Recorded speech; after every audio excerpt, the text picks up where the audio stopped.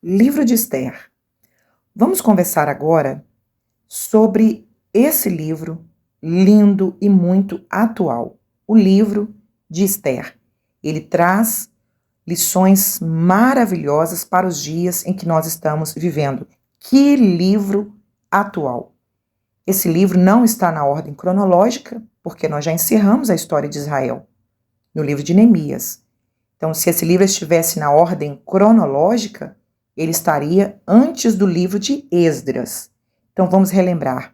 3 grupos, depois de 70 anos, retornam para Jerusalém. 70 anos cativos na Babilônia. O primeiro grupo vem com Zorobabel, depois o segundo com Esdras e o terceiro com Neemias. A história do livro de Esther, ela se passa entre o primeiro e o segundo retorno.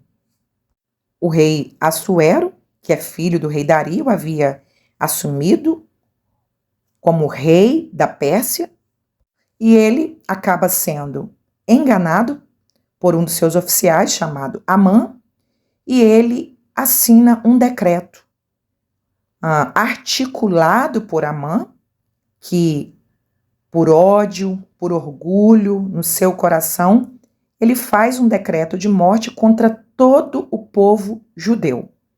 E Deus, na sua soberania, na sua presciência, ele já sabia desse decreto de morte que seria estabelecido por um homem maligno chamado Amã. Deus, então, intervém para livrar o seu povo, o povo judeu, mais uma vez, mostrando aqui que Deus estava sempre intervindo na história do povo judeu. Satanás sempre querendo eliminar esse povo de onde nasceria o Messias, Satanás querendo eliminar a possibilidade do nascimento do Messias e Deus sempre intervindo, dando livramento para o seu povo, porque é dos judeus que nascerá o Messias. E agora, o decreto de morte para todos os judeus que estivessem espalhados por todas as 127 províncias, todos eles morreriam em uma data estabelecida por esse homem maligno. E Deus, já sabendo disso, Deus então intervém e Deus prepara, colocando uma representante dele, do seu povo, dentro do palácio, para que no momento certo ela agisse, ela fosse o instrumento de Deus. Deus usaria esta mulher ao lado do seu esposo para ela intervir e impedir a morte do povo judeu. Essa história é linda e nós vamos agora estudá-la. Esther, capítulo 1. O capítulo 1 mostra como foi que, na soberania de Deus, Esther ocuparia o trono. Começa contando a história de como a rainha foi destituída do trono. O rei, ele faz uma celebração que dura cerca de 6 meses e no finalzinho ele convida todo o povo e faz uma festa de 7 dias e no final desses 7 dias, depois que ele já estava bêbado, ele então resolve chamar a sua esposa para se apresentar diante daqueles príncipes de todas as províncias. Ele queria, além de mostrar a beleza do palácio, ele queria também mostrar a beleza da sua esposa, a rainha Vasti. A rainha estava oferecendo uma outra festa à parte para as mulheres e ela então recusa o convite do rei. Provavelmente ela não quis se expor diante de tantos homens bêbados. Ela não fez aquilo com o propósito de afrontá-lo. Provavelmente ela estava esquivando de passar por um episódio vexatório. Mas o rei não gostou. Bêbado, ele precipita, tem ações impensadas. E ele então consulta os seus conselheiros e pergunta para eles: o que vocês acham que eu devo fazer com a rainha diante desse ato de desobediência dela? Aqueles homens, então, orgulhosos, Também, provavelmente, com o efeito de 7 dias de muito vinho, disseram: olha, rei, faça-se um decreto, e nesse decreto irrevogável você estabelece que nunca mais a rainha Vasti vai comparecer à sua presença e que ela seja destituída e que outra mulher reine em seu lugar. Embora a atitude da rainha pareça uma atitude ofensiva, nós já sabemos que Deus estava trabalhando, Deus estava agindo para que a rainha Esther, a jovem Esther, se tornasse então a protagonista da nossa história. Livro de Esther, capítulo 2.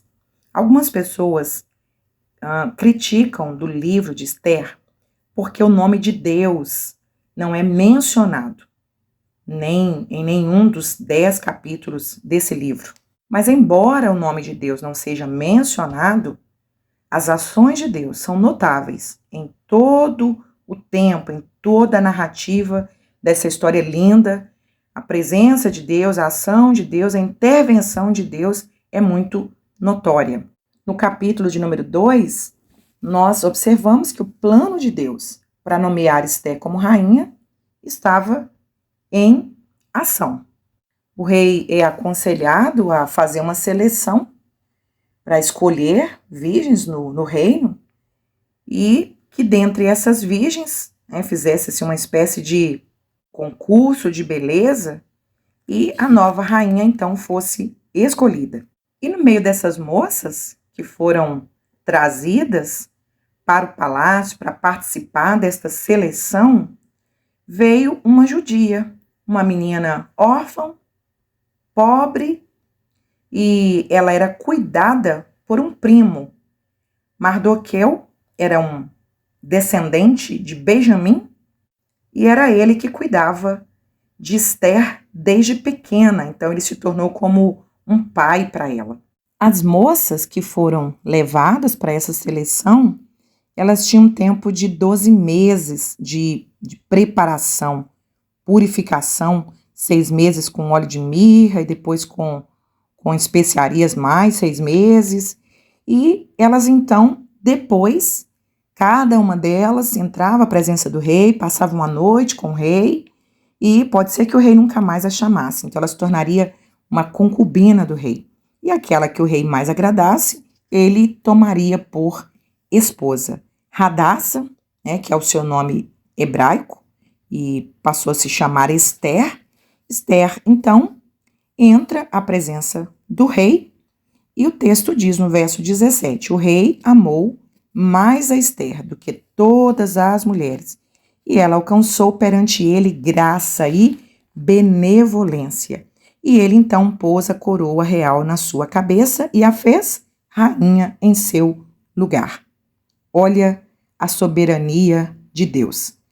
Deus já sabia, na sua presciência, que haveria um decreto de morte e que nesse decreto todos os judeus morreriam. Deus, então, na sua presciência, na sua soberania, escolhe uma mulher.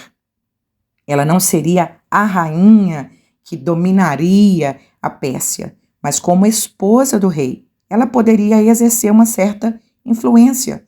Nós já falamos muito sobre isso, o poder que uma mulher tem sobre um homem, o poder da influência. Ela não tem o poder da força física, mas ela tem o poder de mudar a mente de um homem, de conduzi-lo nas suas ações. Deus, então, na soberania, coloca essa mulher do lado desse homem para que no momento certo ela pudesse agir, intervir, posicionar e esse decreto de morte fosse anulado. O capítulo 2 também conta um episódio de uma conspiração que 2 eunucos fizeram contra o rei. Como Mardoqueu frequentava o palácio, ele acabou ouvindo esses 2 homens tramando a morte do rei Assuero, e ele então conta para Esther, Esther conta para o rei, e o rei então teve um livramento de morte. E essa ação de Mardoqueu ficou registrada nas memórias do rei, que eram chamadas crônicas do rei. E mais à frente nós vamos ver o quanto essa história teve um final maravilhoso. Capítulo de número 3 começa então a contar como é que nasce esse decreto de morte. Um homem que ele era agagita, descendente de Gage, que era rei dos Amalequitas, que era uma nação inimiga de Israel. Esse homem foi promovido pelo rei e ele teve uma posição muito elevada, acima de todos os príncipes que estavam com ele. Então, aonde Amã passava, as pessoas se encurvavam, se prostravam em reverência a ele. E é claro que isso mexia com o ego dele. Porém, na porta do palácio, lá estava Mardoqueu. E sempre quando Amã passava, todo mundo se curvava. Mas Amã não se curvava. Por quê? Os judeus, depois do cativeiro, com essa lição que eles tiveram, eles aprenderam com esta punição nunca mais se curvar perante nada, perante ninguém. Lembram dos 3 jovens que foram lançados na fornalha? Ananias, Azarias e Misael foram lançados no cativeiro babilônico, foram lançados na fornalha porque se recusaram a se encurvar perante a estátua que o rei havia levantado. Agora, Amã, ele obriga que as pessoas se curvem perante ele e quando as pessoas viram que Mardoqueu não se curvava, correram e contaram para ele: olha, Amã, tem um homem aqui chamado Mardoqueu que quando você passa ele não se curva perante você. Verso de número 6, então quando Amã fica sabendo disso, ele então procurou destruir todos os judeus que estavam em todo o reino de Assuero, o povo de Mardoqueu, ou seja, eu não vou matar, não é só esse homem, eu vou matar todo o povo dele. E como é que ele faz isso? Então aqui surge o nome da festa. Ele então lança Pur. Pur é sorte. No plural, Purim é sortes. Então ele lança sorte para saber qual é o dia que eu vou estabelecer para que todos os judeus morram. E nesse lançar de sorte, foi estabelecido que o povo morreria quase que 1 ano depois. Era um tempo também designado por Deus para que a vontade dele acontecesse, houvesse um tempo hábil para que Ester pudesse intervir. E ficou estabelecido que o dia 13 de Adar, todo o povo judeu morreria. Ele precisava justificar isso para o rei Assuero. Então ele faz o quê? Uma falsa acusação. Como sempre, como já lemos nos livros de Esdras, de Neemias, os inimigos fazendo falsas acusações. O que ele diz no verso 8? Olha, tem um povo espalhado aqui no seu reino, e esse povo, eles não cumprem suas leis, eles têm um jeito diferente de ser, de viver, e eles não obedecem às suas leis. Igual Daniel capítulo 3, também sobre os 3 jovens, disseram a mesma coisa. Esse povo não obedece às suas leis. Então, são as falsas acusações para fazer as pessoas odiarem o povo de Deus. O rei, então, assina o decreto e cartas, então, foram escritas e enviaram, através de mensageiros, cópias dessa carta, espalhando para todo mundo que no dia 13 de Adar, todas as pessoas tinham o direito de matar todo judeu que achassem. O rei, então, foi enganado pela falsa acusação desse maligno Amã. Ele, então, sem saber do verdadeiro propósito, ele assina o decreto de morte, que ele também não sabia, porque Ester não revelou a sua origem. Ele não sabia que estava assinando um decreto, e nesse decreto sua esposa poderia morrer. Livro de Ester, capítulo 4. Quando Mardoqueu fica sabendo desse decreto de morte, ele então se posiciona em luto, começa a chorar, lamentar, coloca pano de saco, se cobre de cinza, ele se humilha diante de Deus.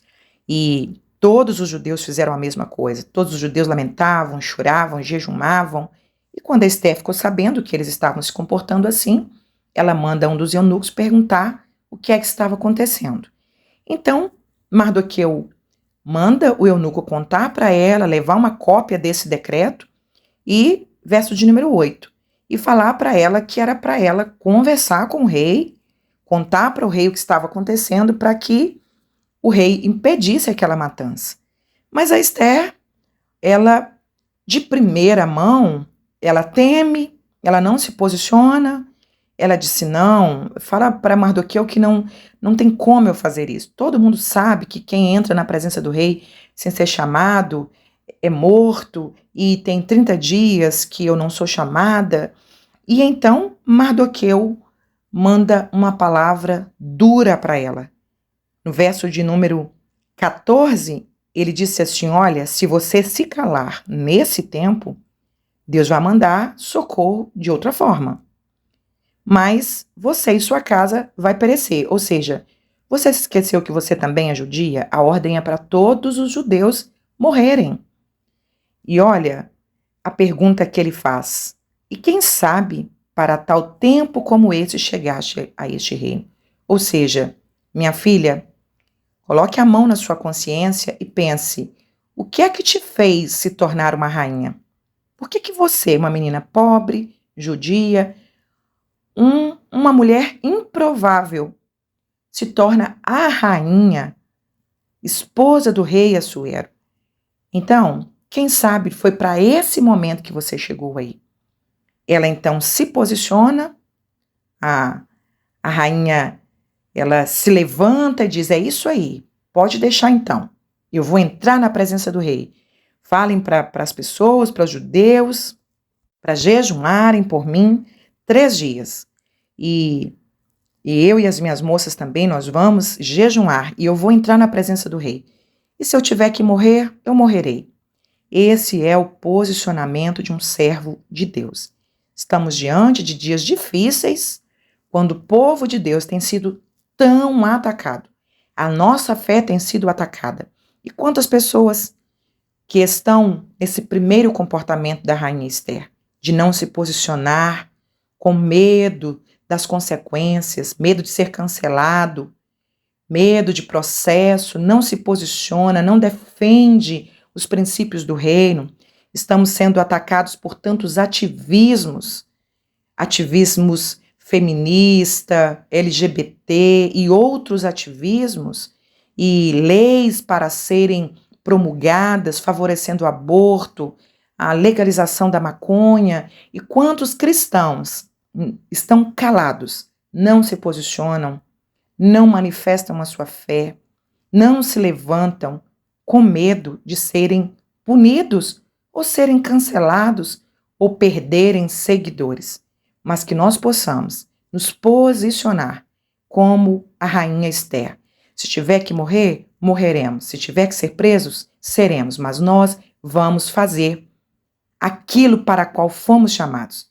Estamos vivos nesta geração, nesse tempo, para um propósito especial de Deus para esse tempo, através das nossas vidas. Esther, capítulo 5. Esther, então, jejuou e no terceiro dia ela coloca suas vestes reais e ela vai para o pátio que ficava de frente para os aposentos do rei. O rei, então, quando vê a rainha Esther, ele estende o seu cetro de ouro, que era um sinal de um convite de aproximação. Ela, então, alcança o favor do rei. Ele, então, disse para ela: o que é que você tem, minha rainha? O que é que você precisa? Ele estava tão encantado com a beleza da sua esposa que ele diz: até metade do reino eu te darei, se você pedir.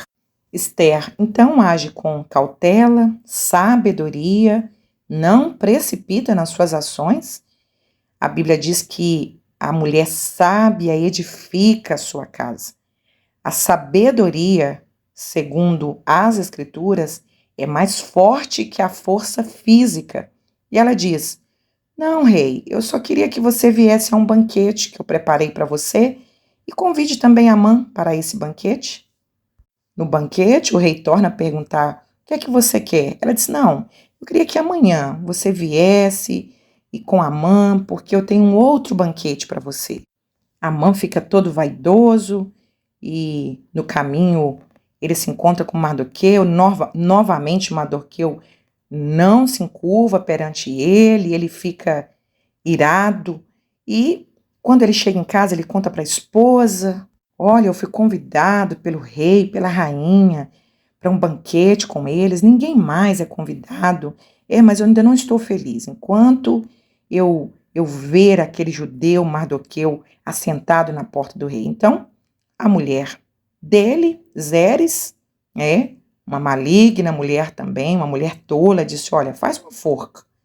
E amanhã você fala para o rei que deve enforcar Mardoqueu e assim você vai ficar feliz para o seu banquete. Mas vamos ver como essa história vai desenrolar debaixo da soberania de Deus. Aparentemente, o inimigo estava vencendo. Aos olhos humanos, o homem maligno estava avançando, estava tendo êxito.